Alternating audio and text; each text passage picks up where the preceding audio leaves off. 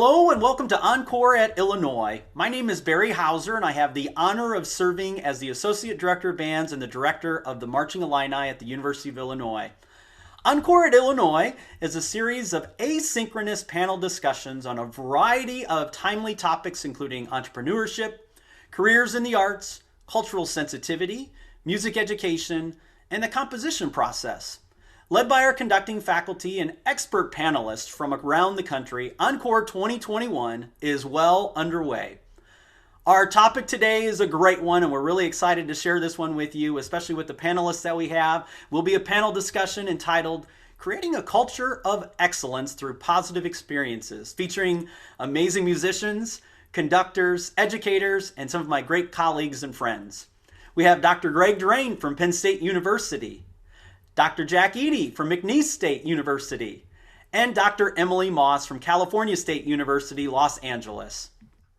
Welcome everyone. It is so great to have you here and sharing on such an important and timely topic. A time where we are hopefully putting so much of what we do under the microscope and asking, who are we? Why are we here? What are we doing? And many other clarifying questions.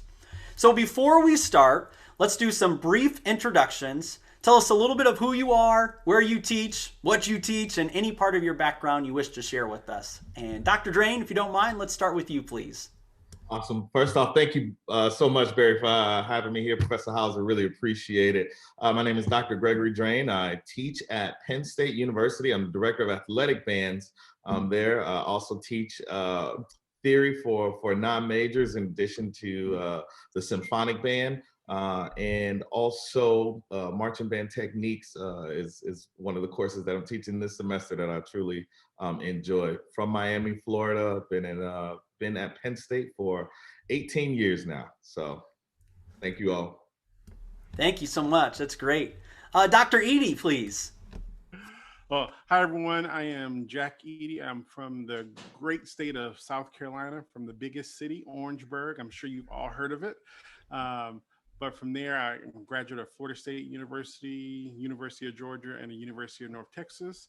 And now I'm doing some adjunct music education work at the University of North Texas. Fantastic. Fantastic. Well-traveled.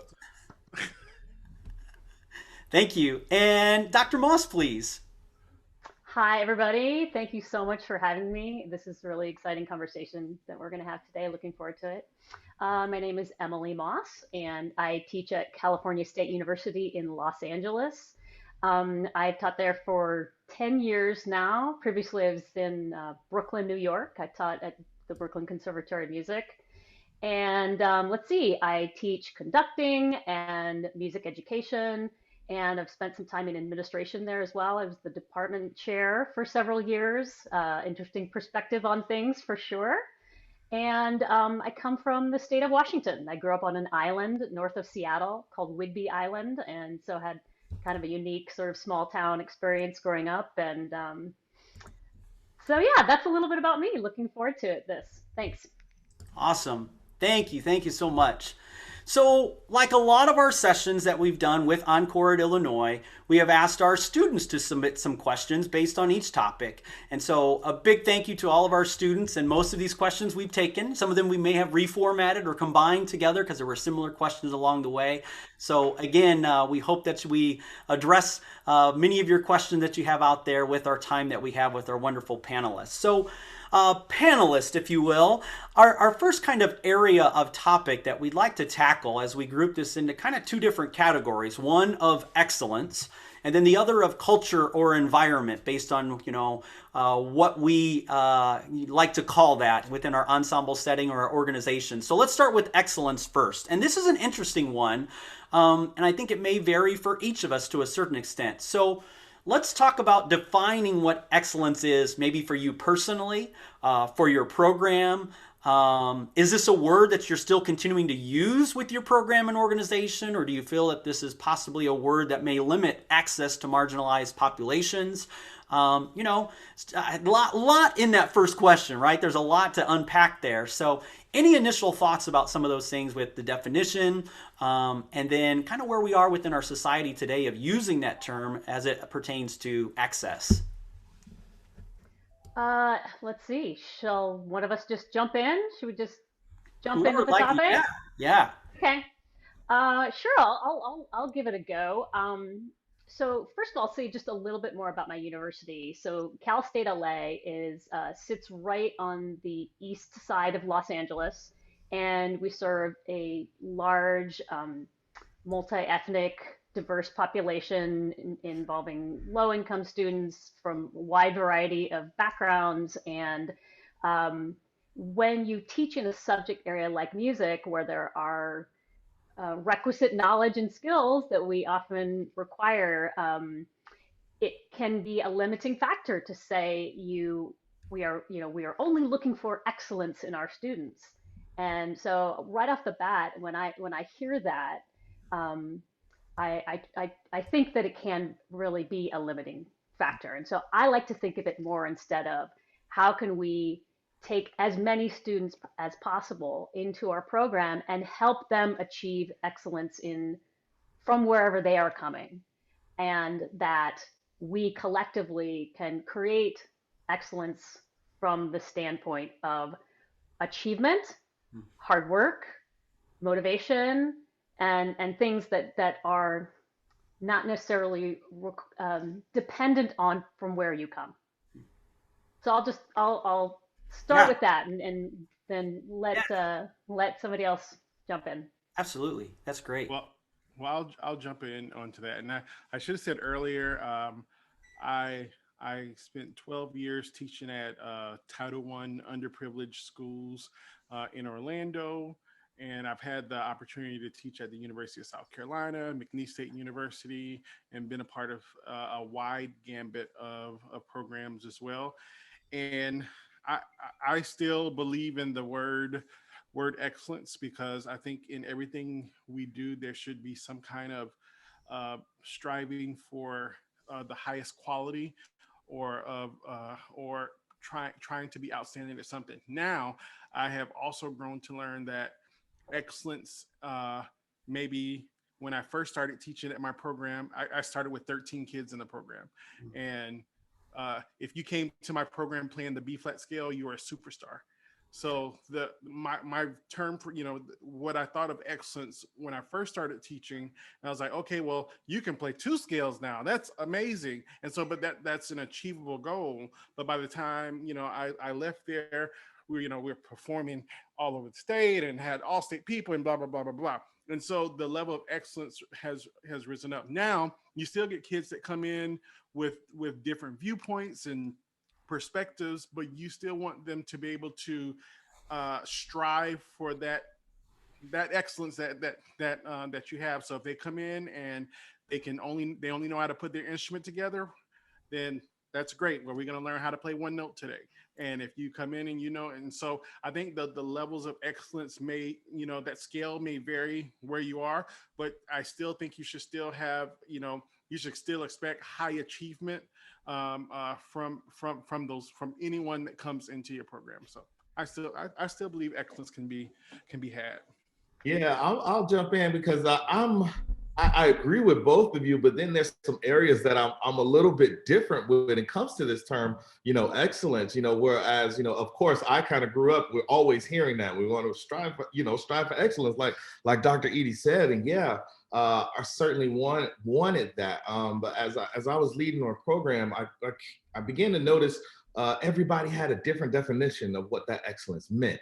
So as I was trying to unify the vision for the program and guiding everything forward, for me, I personally eliminated that word, excellence. So the only time we actually use that is when we're describing what we're doing academically. Hey, we're striving for academic excellence, and that's literally the only place we use it.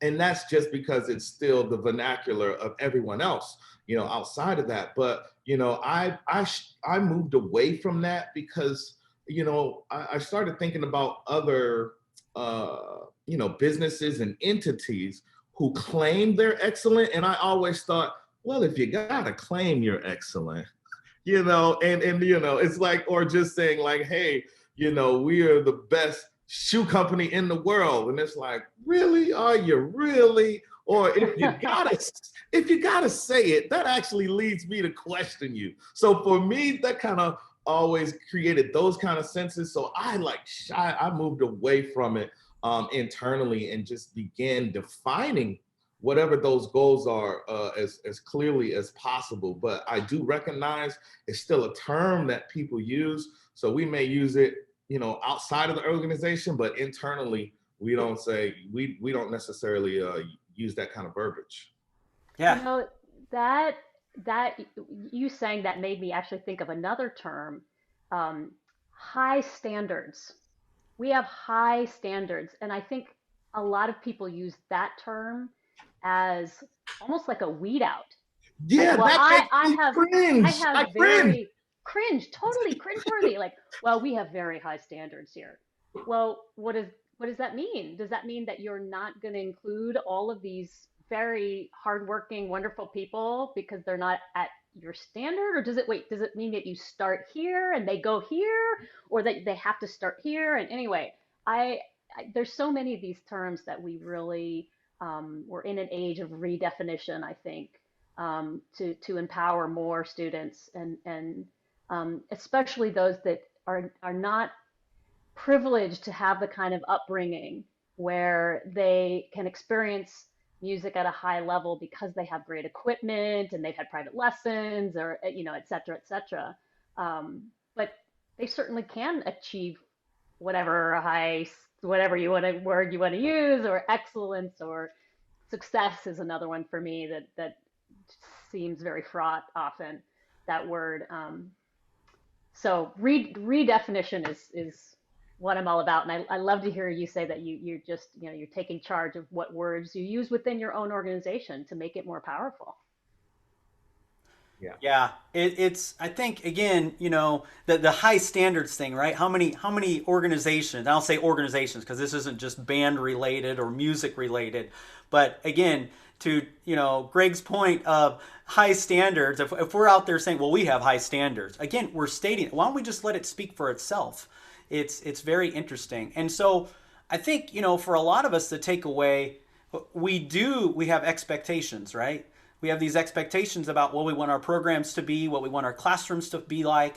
And I think, leadership is a driving force in so much of this. This leadership philosophy and the leadership authors that are out there that talk about excellence, high standards, success, and all these things. And I think it becomes part of our vocabulary because, let's be honest, in music, we're creating a lot of leaders. So I think these things are kind of in the mix. So if you're hearing this and you're kind of like, well, what? I shouldn't say excellence anymore. I shouldn't say high standards.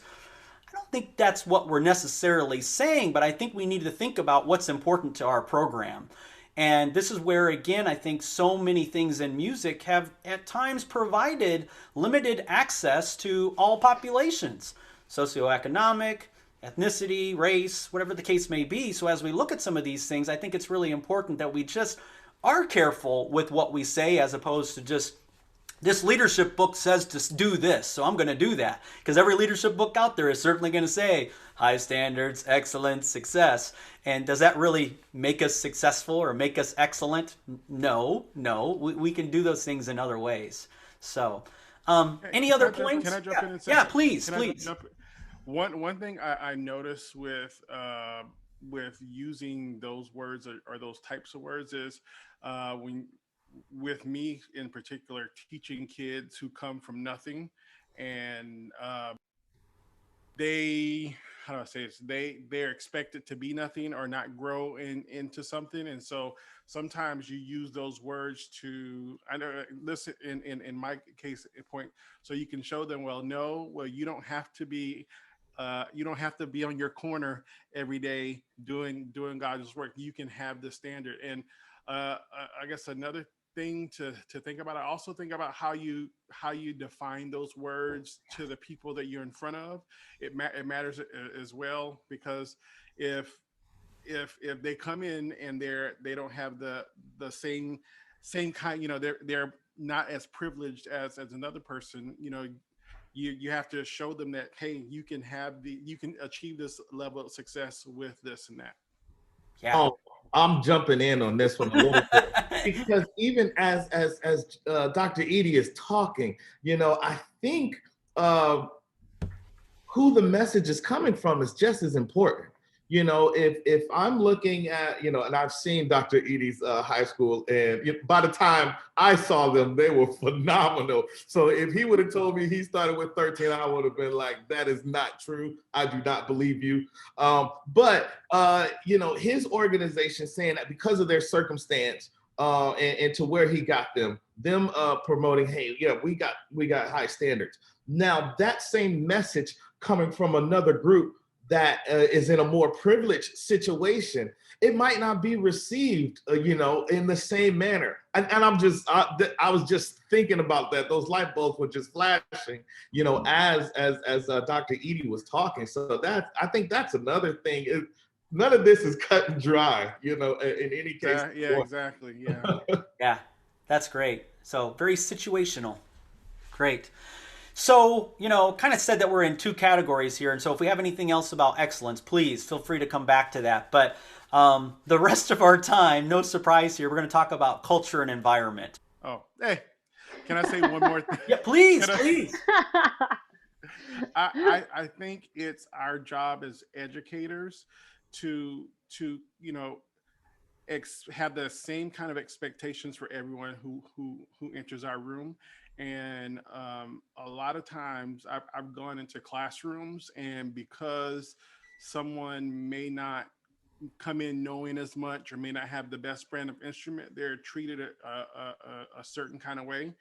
And it's really, if you come in, you know, if you come in, you're all-state player from middle school, or you come in and you've been a 3-year instrument holder, you still need to be pushed the same way every day, because if you don't, then someone's going to be left by the wayside. And so you have to, you know, be the true person of differentiated instruction, to where you can really be the master motivator to get them both to levels that they're, you know, improving. I Yeah. love that this shifted to the word of expectation, because I think that's really at the core of what we're all trying to say, that we have these high expectations. And I actually see this a lot at my university, where we have students that, you know, are, have their own children. They're working 40 hours a week and going to school full time, and just the myriad of things that they have that could be potential barriers to their success. And I see that my colleagues will sometimes use that to say, well, let's, you know, we don't really need to hold them to any real account. Don't expect that much from them because they're going through a lot. And I just think, you know, there's a way to be empathetic and caring, and also say, I believe in you, and this is what you can do, and this is what you will do, because you're here and you want this, and let's do it. Those kinds of conversations. And I think we're all sort of saying that, but this idea of having these expectations and belief in all of these different students from all these different backgrounds. And Yeah. one more thing to jump onto that, Emily, is, you know, even I would see this at McNeese, and they may have these other barriers that they come on, and when the professors are like, oh, I feel so sorry for you, I'm going to let you do this, you know, they begin to exploit it, or they don't you know, have the same expectation level for themselves. Well, they're just going to let me get away with it, and so in turn, it's going to hurt them as a student and future educator as well. Yeah. I think that probably segues really nicely into a conversation about culture. That's what I was just going to say. You're right on it, because so much of that is about the environment and the culture that we create there in terms of those expectations. So, you know, not to put you on the spot with your programs per se, but we're going to put you on the spot with your programs. Okay. So, you know, as you look at, again, your journey as educators so far, and this can be in your current situation or previous situations, but, you know, you're all extremely positive, upbeat people that are providing, you know, amazing education to your students. And, you know, that goes back to, you know, when we even entered this field and this profession. So how have you created some positive experiences without presenting a one size fits all mindset? Kind of gets back to Dr. Eaddy's individualized instruction or differentiated instruction as well, to a certain extent. Yeah, I mean, I'll jump in here first and say, I mean, I have basically one main band. I have my wind ensemble, and I have freshmen in there and graduate students, all within, a 40-person ensemble that it can be sometimes extremely challenging, not just to make everyone feel like they're progressing at a high level, but also just picking repertoire, that's going to be suitable. And for me, it's all about finding out what is really going to push each individual student and understanding that some students really thrive under the pressure of the group environment and others totally shrink in those situations, and giving them opportunities to show the community around them that they are improving and that we all believe in them in whatever capacity that may be in. That may be giving an opportunity for a solo or to be a section leader. And it may be something as simple as letting them just be in the group and absorb what's around them and just praising them for their efforts.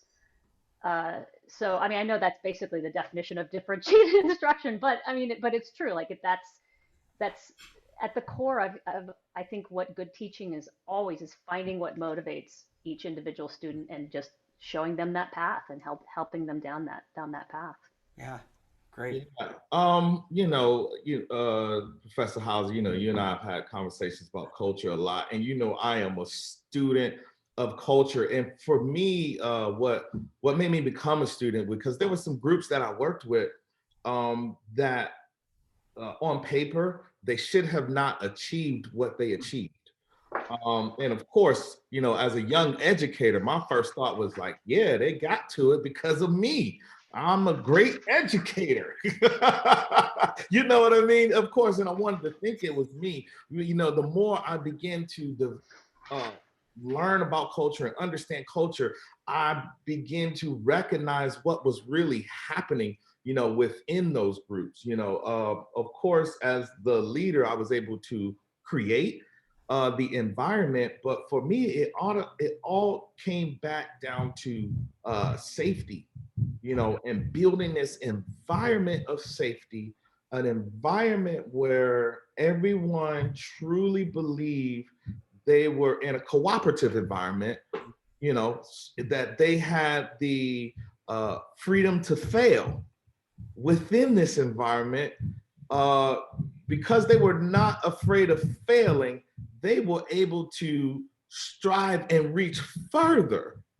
And like those were the essential things that kind of started clicking in my brain as I began to learn more and more about culture, and what makes, certain organizations extremely dynamic. And they came back to that safety thing, so for me, that's a big part of what I work on and what I try to create in my classrooms, in any group setting that I'm in, and by group, I mean 2 or more, is to create that safety, so that people they don't have to worry about when they come to your band or your group or your classroom, and they don't have to worry about spending energy looking over their shoulder for danger.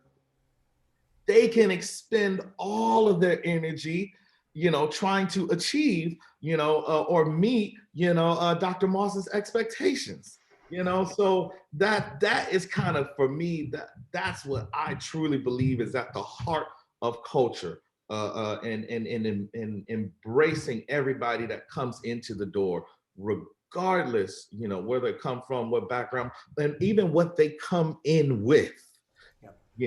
But here's what you're going to leave with. That's what we focus on. And to just add on to what Dr. Drane is saying is, I think a big part of what we do is the buy-in.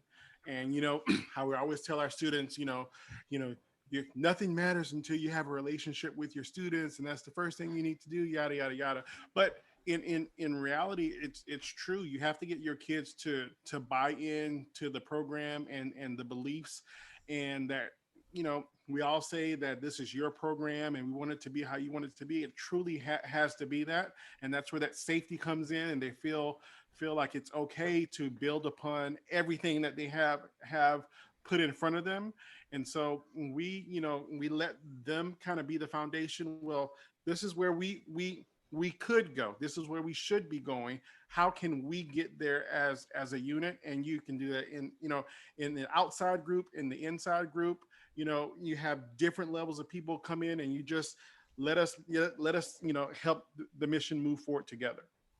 Yeah. I just love this idea of safety being the most important thing because it gets at who we are as human beings, fight or flight, all of just like our just natural instincts as humans.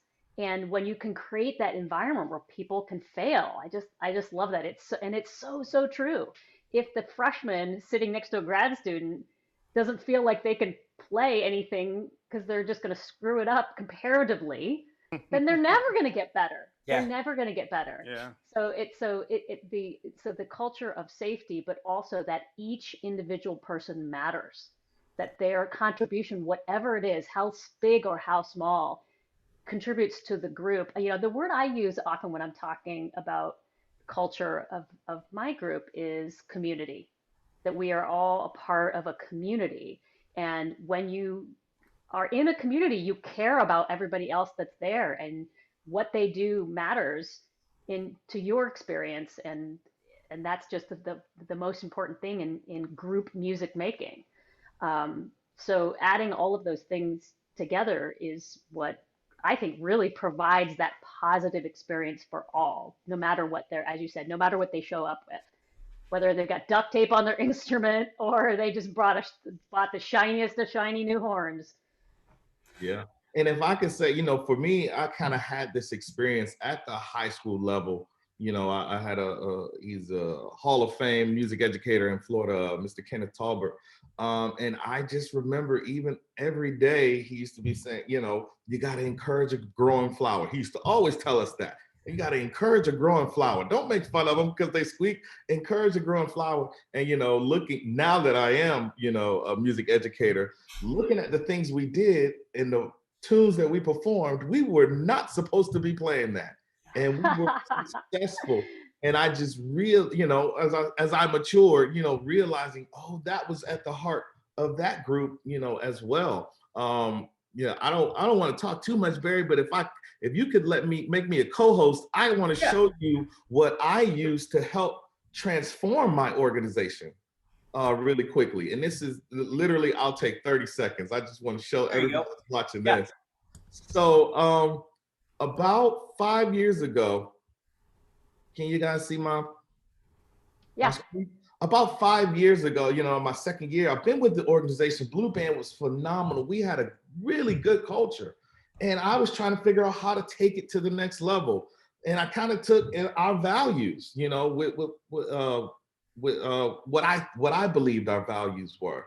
And we kind of came up with 3 values: attitude, gratitude. And we really wrote these out to describe on paper how we behave. We wrote that out. Real quick, Dr. Drane, I think we got the white screen going.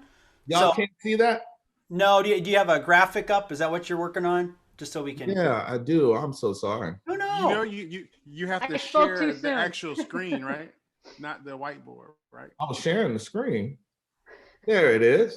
How long we've been doing this, people? How long? There it is. Only 9 months. For our next session. Yeah, no. But I just want to show this really quickly because this is what I think took us from a great culture to a phenomenal culture, is really putting forth our goal, our values, which is attitude of gratitude, remarkable respect, and building on the legacy. And again, kind of changing up some of the words, like just with remarkable respect. I think this kind of goes to that diversity and equity piece, that we're all talking about. And I tell my students, we don't want regular respect, we want remarkable respect. But then also, we're at a very traditional school, and I kind of wanted to get away from the word tradition. To me, the word tradition was kind of dead. So we changed it to the word legacy. I think legacy is a little bit more forward thinking, if you will. But creating the values, I think, is the thing that helped really propel Our culture. All right, I'm done. I'll probably. Oh, that was good. I got, That was good. Well, and I think there's so many good things with that because again, it gets back to even when we were talking about excellence before, how again, just because there's words associated with our programs, this is again, kind of in the beginning, he said, I hope we're putting things under the microscope right now. And looking at everything. This is the opportunity to do that. We may never have an opportunity such as this because of this pandemic and everything else that's happening in our world to really evaluate what's important to us. And just because these words have been with us for such a long time, does that mean that we keep using them? And that's what I love about, the difference of tradition and legacy. Some people may look at it and say, well, that's kind of the same thing, right? It's like, no. There's a big difference there. So, we have a real opportunity to work with our current students in some of these, reimagining, if you will, of some of these concepts and how we address our programs. So I think that's just so key and so great. Hey, speaking of which, that made me think of another word that we haven't brought up yet that I think is worth discussing for a moment, and that word is talent. This is something that where I'm right in the middle of viewing audition videos and preparing to do acceptances and such for fall 21. And this word talent comes up often, and it's another one that I kind of go like this a little bit because I just think, okay, what does that mean? How should that relate to how we evaluate somebody or not? And I want to share with you guys something. So my father is he's a retired cross country coach. So for many years he coached high school cross country. He himself was a state champion long distance runner and went to University of Texas on a scholarship, and so has a lot of excellence, and one would maybe say talent of his own in running. And he and I talk a lot about the similarities between coaching and being a conductor and being a music teacher. And he shared with me this one time a while back that there are sort of there are these three terms that can define athletes, or in our case musicians. So you can describe them as being talented, motivated, or being coachable. So there's coachability, motivation, and talent, right?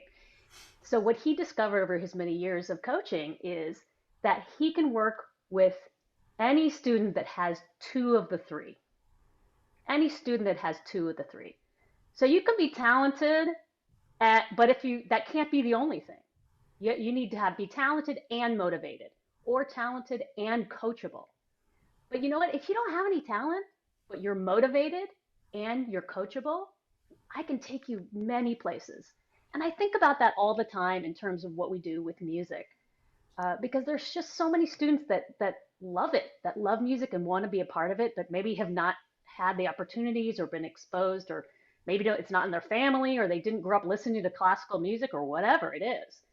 But they're super motivated and they're willing to work hard, and they take your advice and they run with it. And so anyway, I think about that a lot, and that word talent is another one to go in the stack. That's great. And another thing with talent, the guys on ESPN, there are a lot of talented players in the NBA, but not all of them are LeBron James. I'm really a Steph Curry fan, but I'll say Steph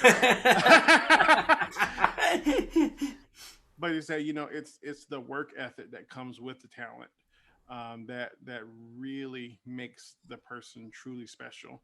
And even as conductors and music educators, it's our job to find the talent in everyone and motivate them to exceed higher heights than what they could, because you just never know who's walking in your door, and that little push from you could just bring something truly special out of them.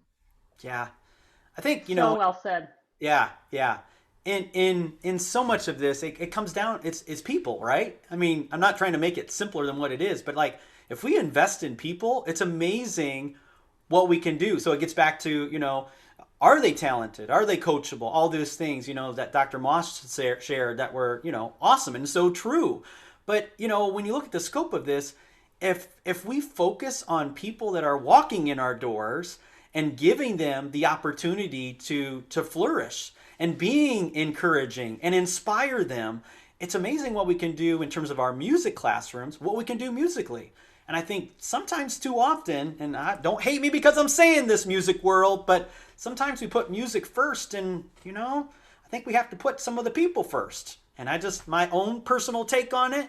I know there's other schools of thought out there, but it goes back again, and we could use this in so many things, and we've heard this, but again, people don't care how much you really know until you know how much you care.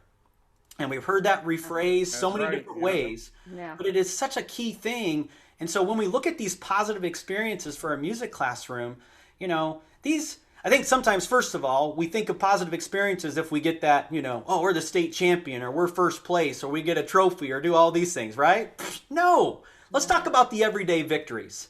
Look at the everyday victories of what we do. Those create those positive experiences. Maybe you've got a student that just has forgotten their instrument every day of the week, and Friday, that student brought that instrument. Everyday victory right there. And instead of getting on the kid's case about you didn't bring your instrument again, yep, go figure. It's a paradigm shift. It's how we address these things. And I think there's so many key things that we as educators sometimes make the situation worse, and we can't. We may be that only inspiration that student may have at any level. Elementary, middle school, high school, college. So you made me you made oh sorry, go ahead. Go ahead, Dr. Moss. You made me think of the concept of teach the students you have, not the students you wish you had. Yes. Right? And kind of going along with that, I tell this to my music ed students all the time. I say, just eliminate the word should from your vocabulary. Well, they should be able to do this. Well, my students should be practicing an hour a day. Well, we should be able to play this repertoire. Well, we should be getting excellent or superior or whatever at this. I said, just eliminate that. Just go with what you have, make it the best you can every day, and then come back the next day and do it again. Yeah, I got something for you. So if we're lucky, we get these students for 4 years. You're a high school director, right? And you get them for 4 years, 16, 17, 18. You have gotten them, or even in our case, as a college professor, we get them at age 18. We get them for 4 years. That's 20% of their life. And if they're in a high school or middle school, that's an even larger percentage of their life that you get an opportunity to have a positive impact on that student. And you're one of maybe 2 or 3 other teachers that they're going to see for that amount of time. Think about that one for a second. Whew. Yeah. I love that. Big time. All right, so if we can, I know we kind of alluded to some things here, but one of the questions that came in, talking a little bit about, hardship, marginalized populations, do you have any specific experience or advice creating this culture with the students that may, again, have a pretty rough home life? Or maybe not the support to, play at a certain level. Let's be honest. I think we automatically assume that everyone starts band or some type of musical training, could be orchestra, even, singing in a choir, that we start looking at this as 5th grade or 6th grade. And we know there are many districts across the country that don't start, I know one in our own home state here in Illinois. They don't start till 9th grade. That's the first chance that they have to start playing an instrument if they have the support at home financially and the encouragement to do that. And so we get into common these here too. Yeah. So we get into these expectations. Dr. Moss, as you were saying, well, we should be able to play at this level. We think a freshman should play at this level. We can't be thinking that. So anyway, when looking at this, have you had any specific experiences or advice that you can offer those listening to this session about those marginalized students to encourage them, to move them along, to stay with it? And if so, what were some of the ways that you were successful? I'll jump right in. The first thing we have to really realize is a lot of those students are are in that position not of their own fault. And so it's our job to kind of, figure out how we can bring them back to us. And then I know, like at McNeese, we're dealing with generations of people, of a people who couldn't even attend the university. Yeah. And so you go to 1970, where they could finally attend the university, and then from 1970 to 2000, those parents are like, well, we don't want you to go to that racist university. And so now we're in 2000, these 20 years that people actually feel comfortable going to these universities. And so you have to like work to build those relationships. And so on the other hand, us as the university, it's our job to go out and get these people to us no matter what. Because one, if there is 400 years of trauma that they're living with, it's our job to as these PWIs or these universities to say, well, we understand that they have all this trauma. So what do we do to heal our community so they feel safe enough to want to come to our university? And so that's the first thing. And I think the first thing you have to do is, one, just reach out. And I learned this important thing, even at South Carolina and at McNeese specifically, because there's a lot of in the Black community in Lake Charles, there's a lot of mistrust against the university. And so you have to really like put more energy in going into those students who we're trying to attract to our school, or who we may not thought of to attract to our school. So if we need more minorities in our school, then where are the minority schools at? And we're going to go in and we're going to foster those relationships. Hey, my university is awesome. We can do this. And I'll tell you this, one thing I've learned from the doing is, just by going into their classrooms, they see the university in a different light, or they see the place in a different light. So, there are couple of Black schools in Lake Charles, and just by me saying, okay, I'm gonna go by there once a month, and just by me doing that, now they're saying, oh, well, I'm thinking about going to McNeese next year. And I was like, yeah, that's exactly what we want. And I don't think that would happen, and they would even think about doing that if I didn't make the effort to do that. And I think us as these PWIs with these interesting histories, we have to really go out and really like entice these people to come to our universities and want to come, and show them that we will be trustworthy with their lives and their futures as well. Greg, do you want to jump in? Go ahead. That's fantastic and inspiring. What I was thinking that I was going to say is, for me, it's all about listening and really, really hearing what are the constraints or needs of particular students, and along with the listening comes the acknowledgement that you care, that you're willing to listen to what their situation is, and then explaining, here's who we are and here's what I expect. What are you able to do based on your situation? And let's come to some sort of a compromise. I mean, I've had students who had young children at home that couldn't make it to rehearsal until their babysitter was able to arrive, and so they were going to be 30 minutes late every day to rehearsal. Can I please, Dr. Moss, still be in the band? Absolutely. Thank you for being in communication with me, and let's find a way to make this work. So that to me is just being a good listener, and then at the same time making sure it's clear, like this is what we do here. This is what I expect of my students, and if you don't talk to me about it, I don't know what's going on in your life, and then I just think that you're not taking this seriously, what we're doing.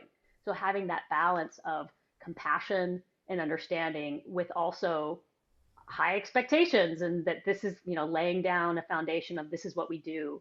And this is what it means to be a part of this community. Yeah.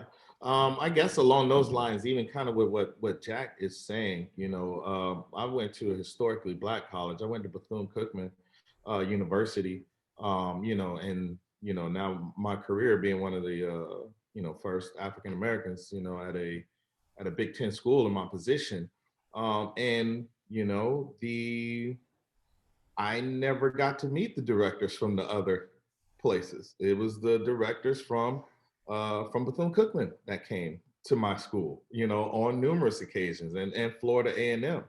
Those were the only guys that were coming to us. So I'm sure now, you might be looking like, wow, I wish we could have. I hope they're saying, I wish we could have had Gregory Drain at our school, but there are so many other Greg Drains, at these schools that are being overlooked, if you will, in that regard. And so for me, it's personal, that I do make sure that I go out there and I look, for, not, I'm just saying Greg Drain, I'm not being anything, but I'm just, he definitely is. I'm saying there are some other students out there who might not look like the normal high achieving students. And all we need to do is go and have a conversation. Literally, that is it. Just show up in their band room that one time. Exactly. And it has a huge impact that they can begin to look at the predominantly white universities as I can now see myself there, because that band director or that music educator came to my school and helped us in that regard or in that situation. I know Dr. Eaddy's high on that because that's the impact it had on me. That's why I chose where I went to college, because those college directors were the ones who came, and we were a high performing Black high school, and I talk about it now, my high school peers, they're doctors and superintendents, of public school counties. I was able to, my son got sick when I went home to Miami, and I sent him to my high school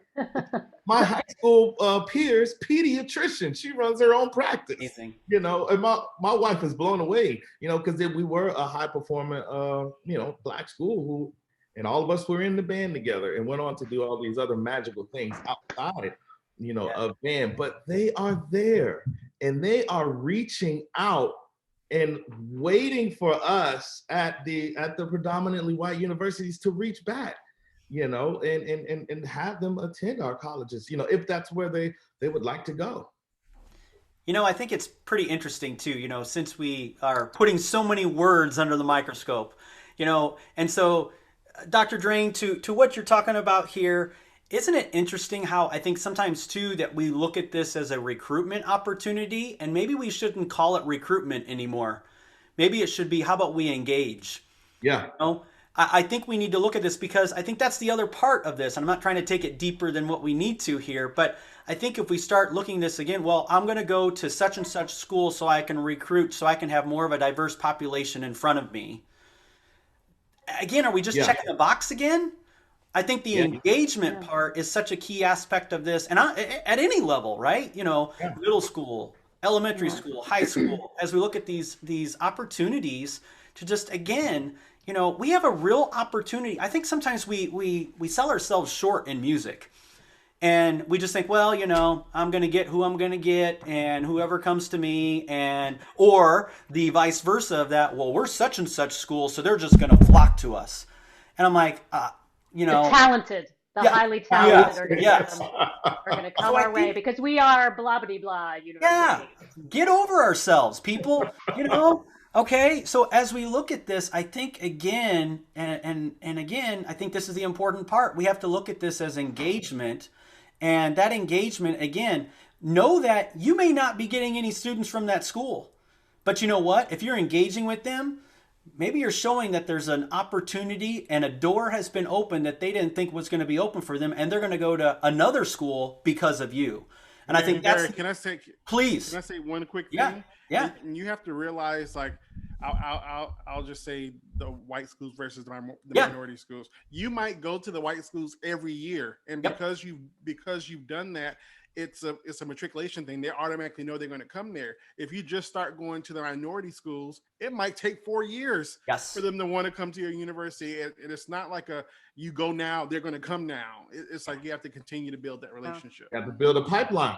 Yes. Yeah. Can I want to, I know we're running short on time here, but I just want to speak directly to the future music educators that are going to be listening to this. And, I will so often say to band directors in my area, hey, why don't you have me come out? I would love to just like whatever you want. I can listen to your group, I can work with them.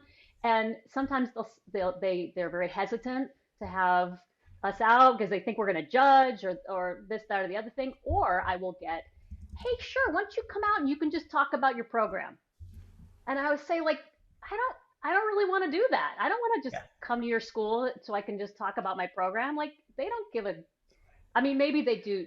Maybe they do. There's like a couple students that might want to, which is great. And I also certainly want to go and especially to underrepresented schools and let them see that it's possible, right? College is possible. That's an important message to make. But man, reach out to your local university directors and have them come and engage and be a part of the larger community.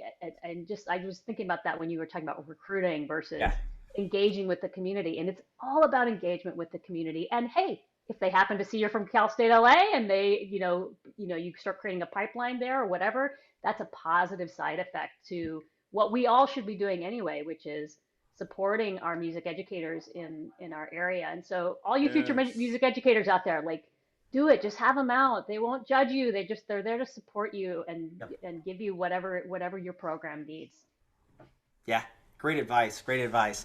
Well, we are nearing the end here, so I don't want to put anybody on the spot, but as we start to tie a bow on this conversation, any final words? And Dr. Moss, those were some excellent words of advice for our music educators. So thank you for sharing that. And I think so key. It gets into the hierarchy that sometimes we think that there is in the profession. Where, let's be honest, at least I can safely say with this group here, we look at everything here. There is no hierarchy in terms of college educators versus public school educators. It's not that the high school band directors or music educators are better than the elementary. Like, we rely on everyone, and we need to realize that. And I think we all continue to. Those elementary and middle school educators, oh my gosh, thank you so much. Without you, none of us would exist. And you never get enough attention or recognition for what you do. So I always say what we all do is just teach music.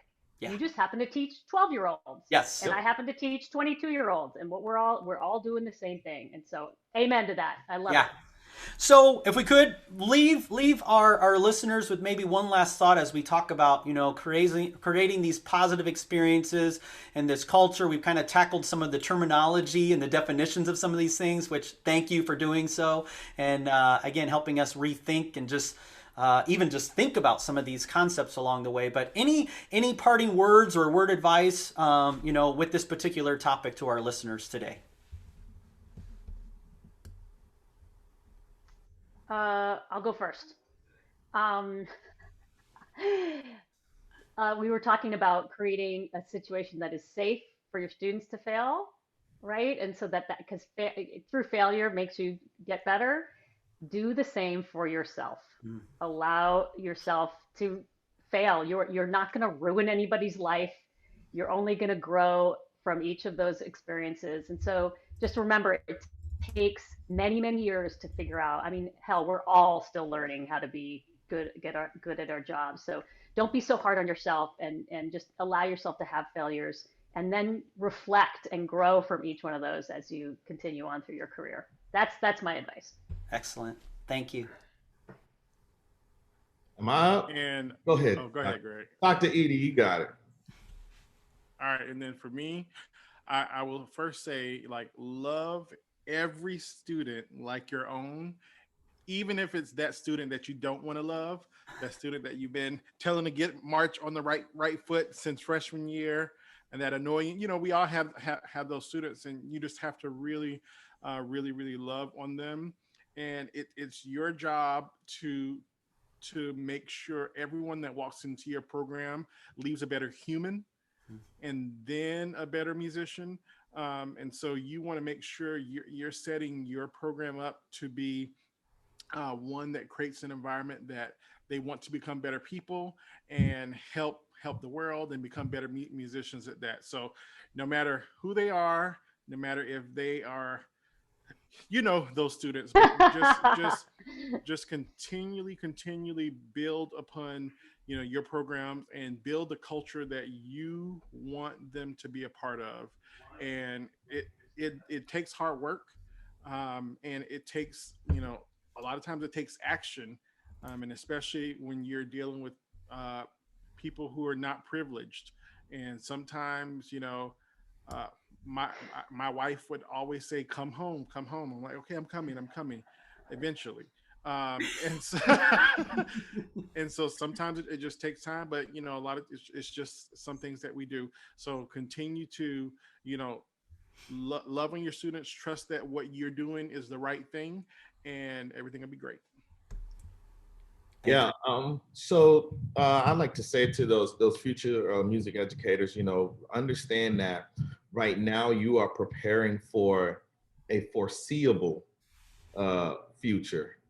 This thing is going to keep moving. We're preparing you probably for the next 5 years of your educational life, and things are going to change. So still, pulling on all those pieces, and making sure you're learning how to use the tools of education, because all of the extra things will be changing. As you see, we're now on Zoom. You're now having class with 4 phenomenal educators who are located in 4 different locations on this continent. But understanding that the principles of music education are still the same. But and then also look every student in the eye and see a part of yourself. See a part of yourself.